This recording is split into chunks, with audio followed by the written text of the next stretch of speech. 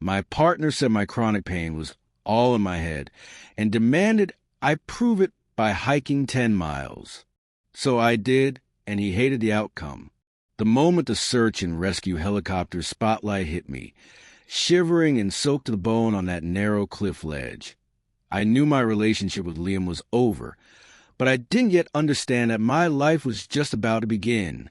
I'm 26 and my boyfriend Liam is 29. We'd been together for just over a year. We met at a mutual friend's barbecue in a suburb outside of Seattle. He was a software engineer, charming, with a quick smile and an adventurous spirit that I found incredibly attractive. I'm a freelance graphic designer, which means I work from home, mostly in leggings and oversized sweaters. We were a classic opposites attract case. He was the outdoorsy, high-energy climber, and I was a homebody who loved nothing more than getting lost in a digital canvas with a cup of tea. For the first 6 months, it was bliss.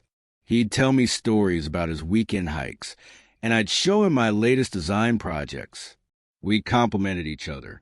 But about 8 months in, things started to change. I began experiencing a persistent, gnawing ache in my lower back and hips. At first, I chalked it up to bad posture from hunching over my drawing tablet. I bought a new ergonomic chair, tried yoga from YouTube videos, and took hot baths. Nothing helped. The pain spread to my knees and ankles. Some days, walking up the single flight of stairs in my apartment felt like climbing a mountain. I mentioned it to Liam. His response was, "Babe, you just sit around all day. You need to move more. Your body is just stiff." I tried to explain it was more than stiffness. It was a deep, exhausting pain. He'd pat me on the head and say, "We'll get you on a real trail this weekend. That'll sort you out." I finally went to a doctor. After a series of blood tests and consultations with a rheumatologist, I was diagnosed with an autoimmune condition. It's not as well known as some, but it essentially means my immune system gets confused and attacks my own joints and tissues, causing chronic inflammation and pain. It's manageable with medication, a specific diet, and pacing myself. The rheumatologist, a kind woman named Dr. Anya Sharma, was clear. This is a marathon, not a sprint. You'll have good days and bad days. The key is listening to your body. When I told Liam, I was terrified. I thought he'd be supportive, maybe a bit scared for me. Instead, he just stared at me. "So, what? You're just going to be sick now?" he asked. "It's not like that," I tried to explain. "It's a condition I have to manage." He shook his head. "I read about this stuff. A lot of it is just inflammation from diet and mindset. You're young. If you just push yourself harder, you'd probably get over it." And that was the beginning of the end. My diagnosis became a wedge. He never outright called me a liar, but his skepticism was a constant, low-level hum in our relationship. If I canceled a plan because I was having a flare-up, he'd sigh and say, "It's always something now." If I was quiet and withdrawn because of the pain, he'd ask, "Are you in a mood, or is it your condition?" He put air quotes around the word, and each time it felt like a tiny stab. The final fight started with a text. He sent me a link to a hiking trail. "Let's do this on Saturday. It's supposed to be amazing." I looked it up. It was a 10-mile round trip with a significant elevation gain. My heart sank. I called him. "Liam, I can't do 10 miles. You know I've been struggling. A 5-mile flat walk is a lot for me right now." His voice on the other end was sharp. "See, this is what I'm talking about. You've let this thing become your whole identity. You're not even trying." "I am trying," I said, my voice trembling. "Every single day is trying. You don't see it." "No," he countered. "I see you giving up. You say you want to support you, but how can I support something that isn't even real? It's all in your head, Maya. You've created this mental block." His words hung in the air, heavy and brutal. "It's all in your head. The one phrase every person with an invisible illness dreads.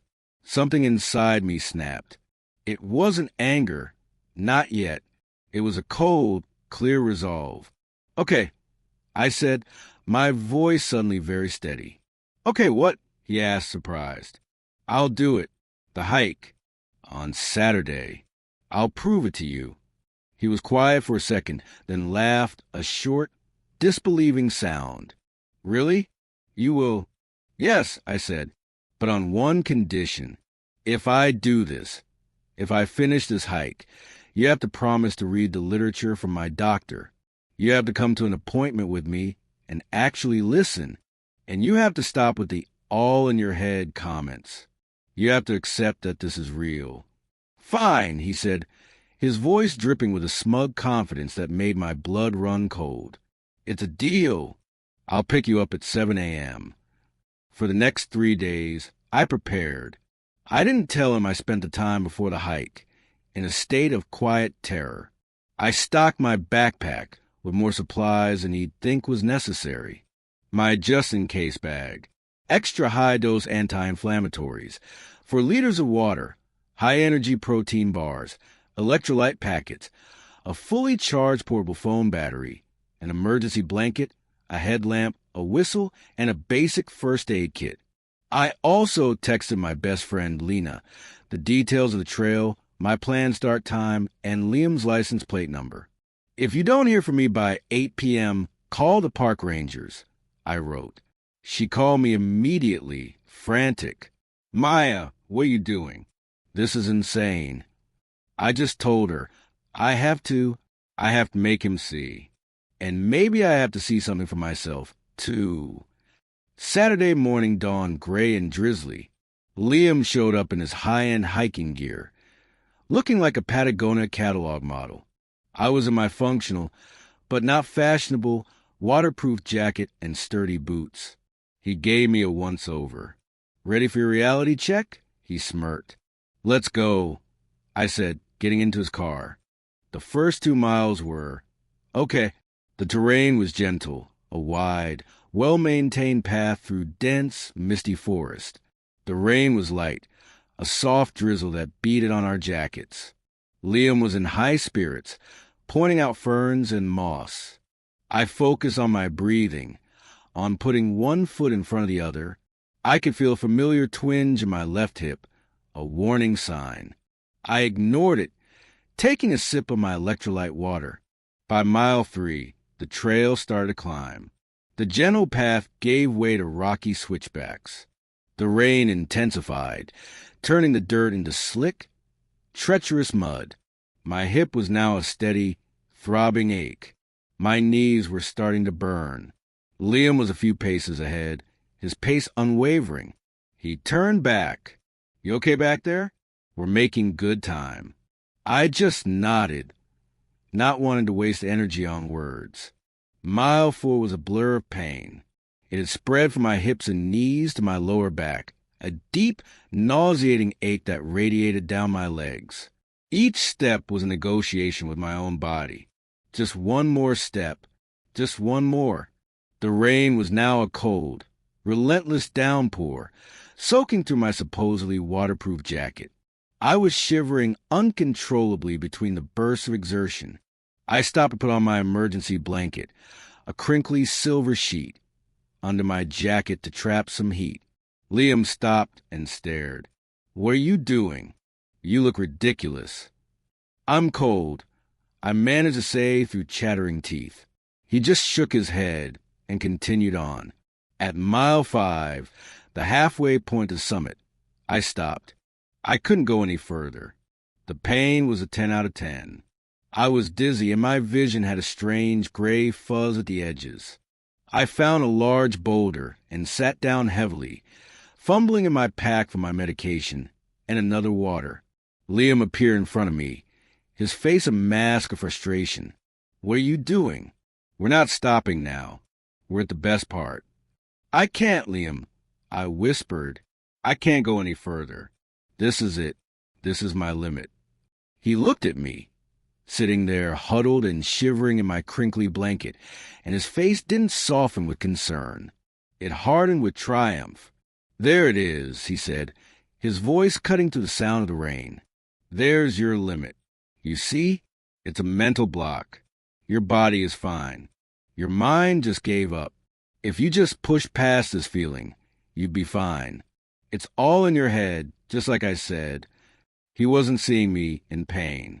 He was seeing himself being right. In that moment, a strange thing happened.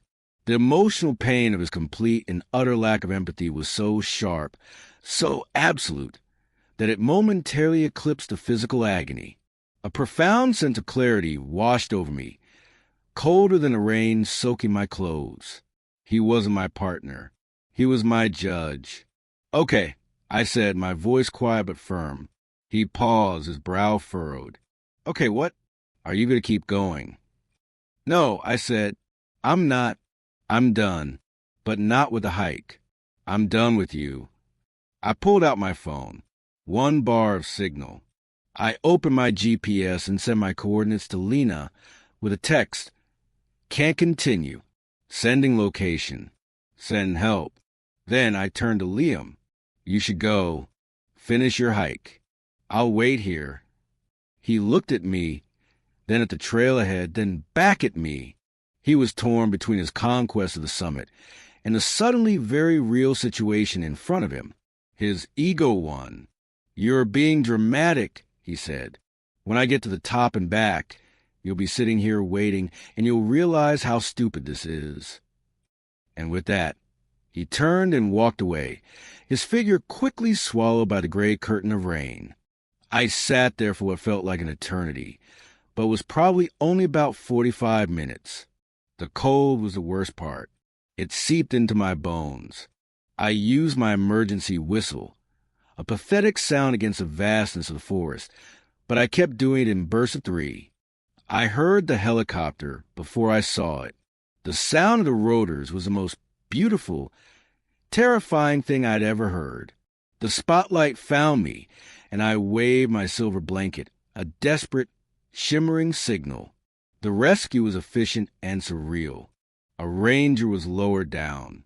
He checked my vitals, wrapped me in a proper thermal blanket, and secured me in the harness. As the helicopter lifted off, with the rain-soaked forest shrinking beneath me, I felt an overwhelming sense of peace. I had proven something, but not to Liam. I had proven to myself that I would not let anyone, even someone I loved, erase my reality. Liam didn't find out until he got back to his car, exhausted, triumphant, and with no signal on his phone, hours later. He saw my frantic texts, Lena's furious calls, and eventually, the news of a rescue on the local park's social media. He showed up at my apartment the next day, while I was recovering, wrapped in blankets on my couch, a heating pad on my back. He looked disheveled, his confidence gone. "Maya, I'm so sorry," he started. I never thought it was that bad. I was just trying to motivate you. Please, let me make it up to you." I looked at him, this man I had thought I loved, and I felt nothing but a deep, hollow sadness. "You didn't think it was that bad because you chose not to," I said. "You chose to believe your version of me over the one I was showing you. You left me alone, in pain, in a storm, to be right." He started to cry. "I'll change. I'll read everything. I'll go to the doctor with you. I'll do anything." "It's too late," I said, my voice gentle but final. "I need you to prove I was sick. I needed you to believe me, and you couldn't. That's not something you can fix with a few doctor's appointments." I closed the door. He texted, called, and even left a long, rambling voicemail for a week. I never responded. The silence was healing. A month later, I went for a follow-up with Dr. Sharma. I told her the whole story. She listened without interrupting, her eyes kind. When I finished, she leaned forward. "Maya, I've had patients with your condition for over 20 years. Some of their partners are heroes, and some can't handle it. His leaving wasn't a failure on your part. It was an escape from someone who would have spent your whole life trying to fix you instead of just loving you. You deserve someone who sees your strength, not your perceived weakness. Her words were the final stitch in the wound. It's been 6 months now. My condition is stable. I have good days and bad days, and on the bad days, I'm gentle with myself. I started a small online support group for young women with chronic illnesses. It's become a lifeline, not just for them, but for me.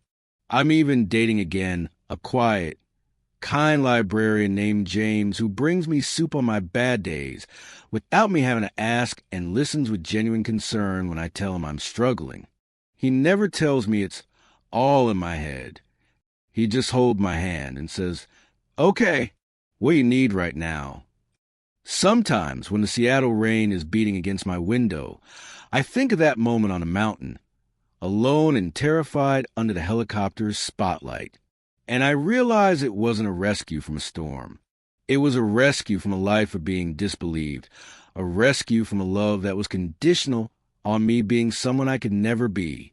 My body, with all its pain and limitations, had finally forced me to listen to it, and in doing so, it had set me free.